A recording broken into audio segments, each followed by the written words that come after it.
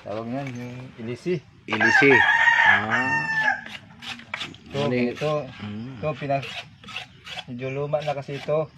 Kaya, binisan ko, medyo, para makinis-kinis din, malinis. Tapos, ilagay ko ito, para, ito ganito. Katapos ito naman. Testing ko muna kung okay ba siya. Kung okay na siya, okay, tingnan ko. Okay na, okay na. Ayos yan, boss. Kaya linisan ko po. Linis muna, boss. Linisan ko muna bago ko pumunta doon sa lugar ng mga tawag yan, talangka. Talangka. Kasi ang ano ngayon, boss, no, talangka nagmamahal na. Mahal na, oh. Mahal na talangka ngayon. Kaya ako'y